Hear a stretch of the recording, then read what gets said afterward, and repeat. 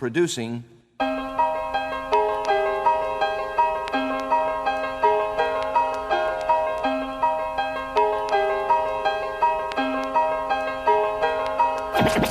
From listening to records, I just knew what to do. I mainly taught myself.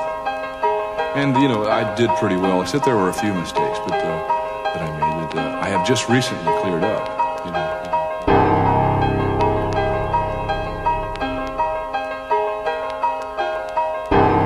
I'd like to just continue to be able to express myself as best as I can in the instrument. I feel like I have a lot of work to do still. I'm a student of the drums. And I'm also a teacher of the drums too. Let me tell you a story in the form of a dream. I don't know why I have to tell it, but I know what it means. Close your eyes, just picture the scene as I paint it for you. It was World War II when this man named Kenji woke up. Ken was not a soldier, he was just a man with a family who owned a store in LA. That day, he crawled out of bed like he always did, bacon and eggs with wife and kids.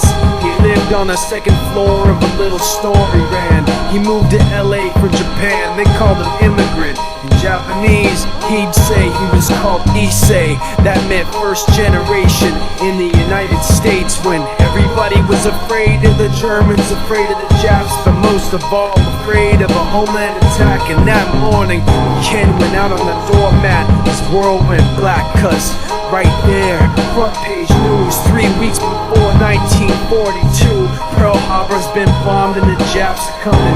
Pictures of soldiers dying and running.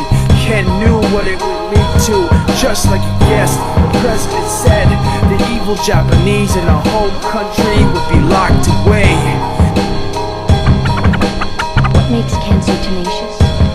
The moon rules the fluids, including the inner juices of human beings, that which assimilates and feeds the body.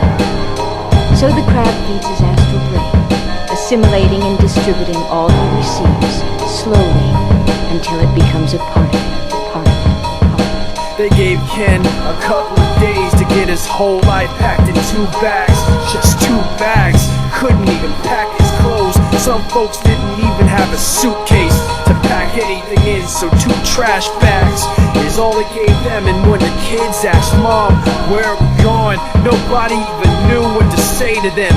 Ken didn't want to lie. He said the US is looking for spies, so we have to live in a place called Manzanar, where a lot of Japanese people are. Stop it, don't look at the gunmen. You don't want to get the soldiers wondering if you're gonna run or not, because if you run then you might get shot. Other than that, try not to think about it. Try not to worry about it being so crowded. Someday we'll get out. Someday.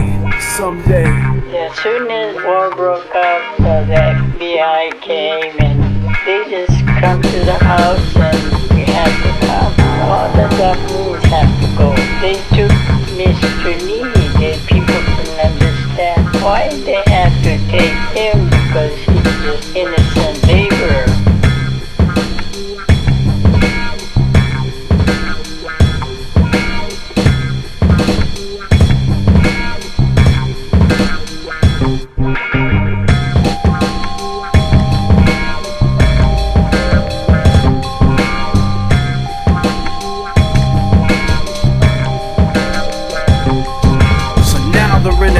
Soldiers surrounding them. Every day, every night, look down at them. From watchtowers up on the wall, Ken couldn't really hate them at all. They were just doing the job, and he wasn't gonna make any problems.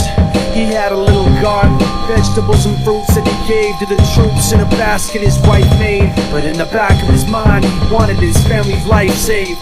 Prisoners of war in their own damn country, what for? Time passed in the prison town. He wondered if he'd live it down if and when they were free. The only way out was joining the army, and supposedly some men went out for the army, signed on, and ended up flying to Japan with a bomb. That 15-kiloton blast put an end to the war pretty fast. 2 cities were blown to bits. The end of the war came quick, and Ken got out. Big hopes of a normal life with his kids and his wife, but then they got back to the home, and they saw made them feel so alone. These people had trashed every room, smashed in the windows and bashed in the doors, written on the walls and the floor, Jap's not welcome anymore.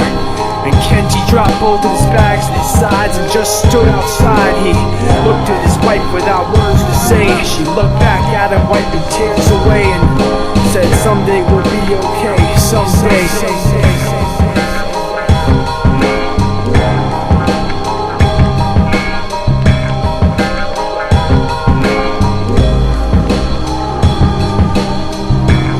The names have been changed, but the story's true. My family was locked up back in '42.